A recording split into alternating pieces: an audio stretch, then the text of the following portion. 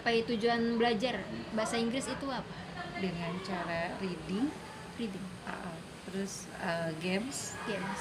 sama ini apa namanya, di games itu tebak vocabulary ya. Tebak vocabulary. Biasanya itu sih lebih, karena kenapa kalau saya lebih menekankan reading ya gitu.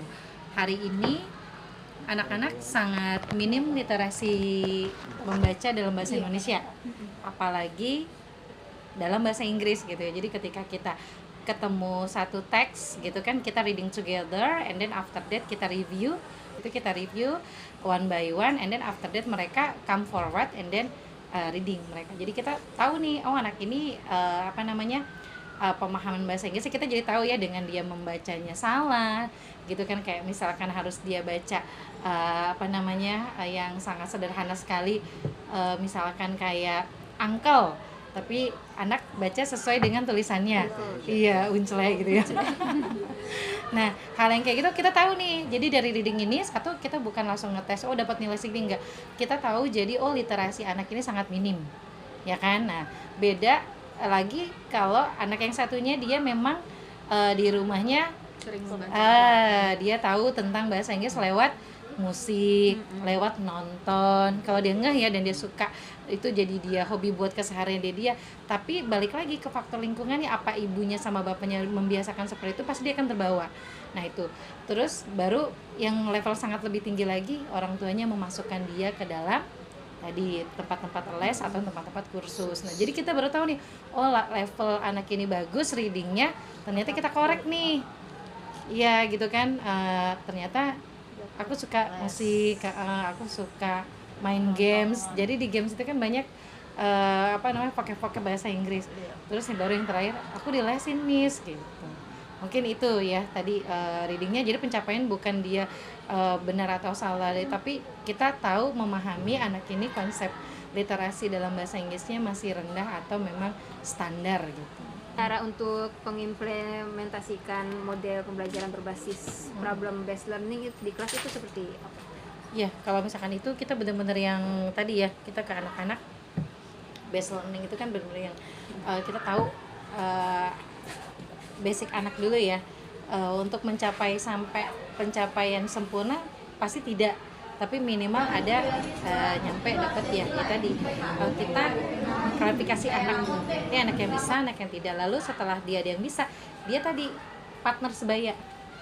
Nah jadi kita saya lebih ke kelas 8 itu sering banget kerja kelompok. Yang bisa nanti kasih tahu sama teman yang nggak bisa gitu.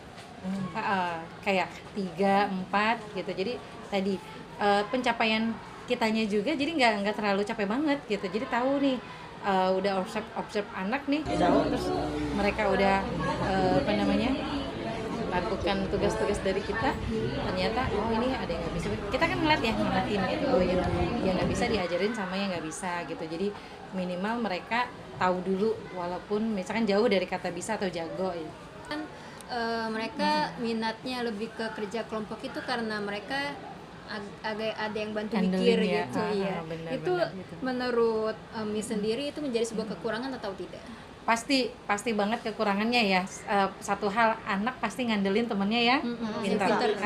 Kalau tujuan kita kan tulus ya, ngasih tahu anak, kamu kasih tahu temennya yang bisa kasih tahu temennya yang nggak bisa. Tapi negatifnya memang belajar kelompok itu ngandelin tadi temennya yang bisa. Nah tapi memang efeknya jadi nanti berapapun temennya atau kapanpun nanti temennya berpisah ya, nanti lama-lama anak itu jadi mandiri sih. Kalau memang nggak hari ini, nggak tahun ini, tapi nanti di kelas 3 dia jadi mikir, suatu saat dia jadi yang diandalkan sama gurunya atau diandalkan sama temennya, suatu saat dia pasti akan mikir. Even dia pun cuman kayak kita mau bikin announcement nih, yang kita mau bikinnya pakai karton. Even dia cuma ngasih karton aja itu kan udah hal yang bagus ya, sebenarnya prestasi ya gitu. Dia yang namanya kerja kelompok berarti dia ada sumbangsi gitu. Walaupun yang satunya lagi range sentence-nya gitu kan, yang satunya lagi nyari vocab-nya gitu.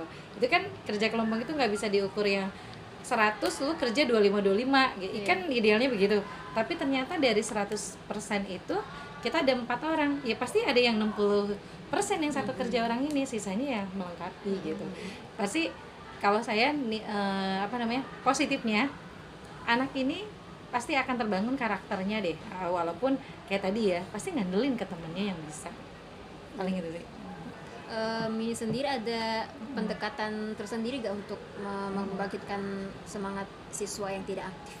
Nah, pernah tuh kita ada satu kehilangan siswa ya. Saya waktu kelas 7 nggak ngajar dia, tapi dia pernah jadi siswa the best MPLS.